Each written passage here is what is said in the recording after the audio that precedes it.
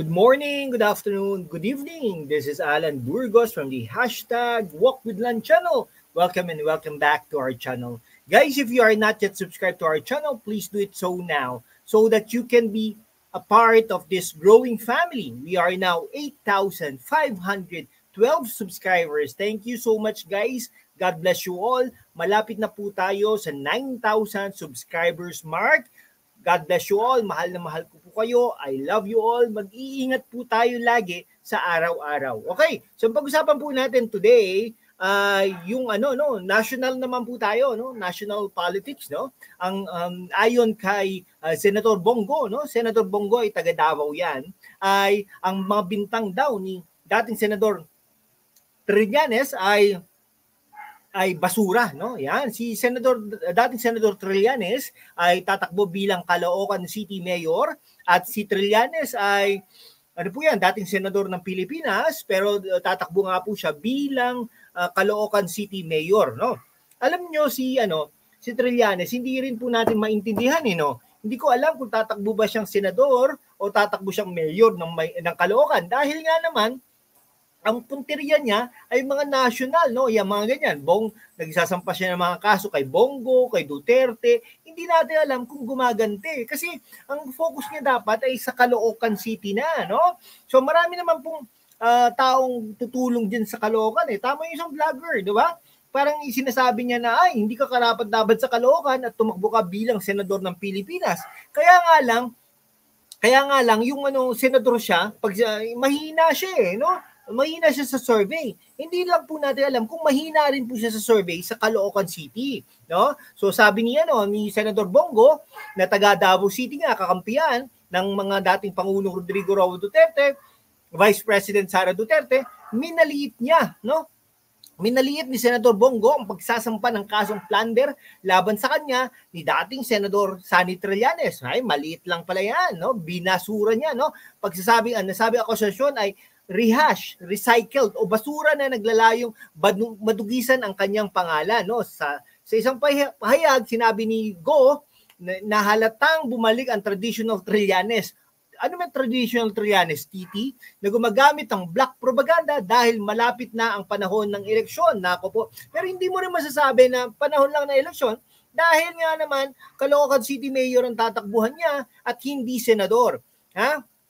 Sige, you know what, Trillanes, in all honesty, hindi ka na dapat binibigyang pansin dahil nagsasayang ka lang ng oras. Bakit mo pinapansin, Senador Bongo? No? Hindi rin po natin masabi ba't po ganon. Pero mabuti na rin ito para malaman ng lahat ang katotohanan na wala ka naman talagang ginagawa kundi mag-recycle ng issue na ikaw rin ang nangimbento upang linlangin ang taong bayan. Naku po. Pero ngayon, mapapatunayan natin yan sa korte kung talagang nagsasabi ng totoo si Senador Bongo o nagsasabi rin ng totoo si dating Senador Antonio Trillanes. Okay, bilang pagkontra sa legasyon na ito, iginiit ni Go na naresolba na ang issue kahit nung senador pa si Trillanes. Kung naresolba na pala, bakit pa sinasampa ni dating Senador Sani Trillanes ang ganitong mga kaso, no? Mismo ang Senado sa pamamagitan ng Senate Committee on National Defense na pinamumunuan noon ni dating Senador. Teka lang ha. Yung kasi po sa Senado may Committee on National Defense. Ang po niyan, ang committee chairperson ay Senador Gregorio Honasan na nag-imbestiga ng sabing issue at wala naman napatunayang anomalya. Pero si Gregorio Honasan po, dati pong DICT Secretary at kilalang kakampi ng ating Pangulong Rodrigo Roa Duterte, no?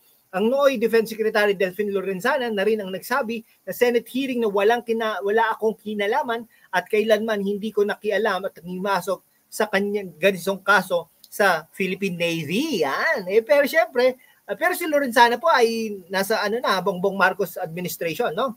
Ito rin ang sinabi ni dating Navy Flag Officer in Command, Vice Admiral Ronald Joseph Mercado, sa kaparehong Senate hearing na minsan ay hindi ko siya nilapitan ukol sa kasong ito o kinausap para ma-impluwensya ng kanyang desisyon bilang end user, sabi niya. Nako po.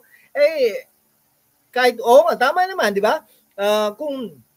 Kung hindi mo kinausap, paano mo mai-impluwensyahan, no? Tapos yung Real Admiral Robert Emperad ang chairperson project management team na mismo ang nagsabi walang anomalya, walang problema, no intervention. Kung wala naman pala, patunayan sa korte.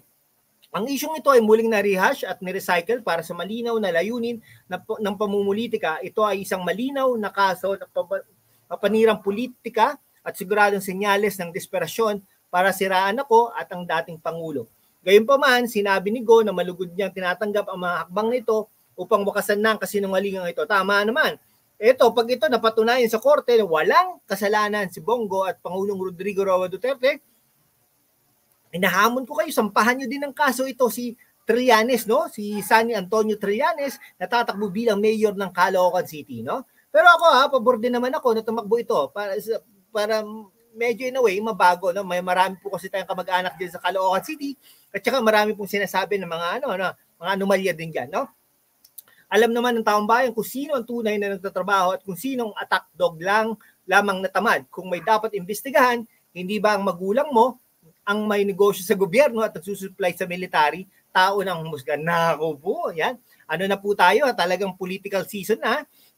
Pero si Trillanes, if I may suggest, Senador, dapat tumakbo ka bilang mayor ng Caloocan City, diyan ka na mag-focus. Na mag-decide ka kung tatakbo kang senador, ito, tama yung mga ginagawa mo, no? Kasi policies to no? National policy. Kumbaga, no? Ayaw mong manggahaman ang mga tao, ayaw mong maulit itong mga to kung meron man, no? High level, kumbaga. Pero, ina-attack ka din ni Senator Bongo na bakit naman ganito ang ginagawa mo, kaya mga magulang mo daw ang kumikita sa military. Hindi po natin to alam kung totoo, pero pakisagot na rin po ito para naman malaman ng taong bayan ang inyong mga background, no, diyan sa military. Yan. Okay. Pero ito po parang nanalo po si Senador Trillanes nung tumakbo bilang senador kahit nakakulong po yan. Pero syempre, sa tulong ng dating Pangulong Noynoy Aquino yata yun, na-impluwensyahan niya. Alam niyo naman, kakampihan ni dating Pangulong late President Noynoy Aquino, yun, no? Kaya lang, ganun po Ganun po yung nangyari. Kaya po mag-iingat-ingat din po tayo. Ayan, kanino po ba kayo naniniwala ba yan? Kay Senador Bongo o dating kay Pangulong Rodrigo Roa Duterte o di kaya ka naman kay dating Senador Antonio Sunny Trillanes? Okay? Parehas naman sila may punto pero ang makakapagpatunay lang yan ay ang korte. Pero pagkatapos ng ilang taon, no, kumita na mga abogado, no, magprepresenta ng panig ang Bongo at Rodrigo Roa Duterte at siyempre magpresenta din yung panig ang dating Senador Antonio Trillanes. Okay?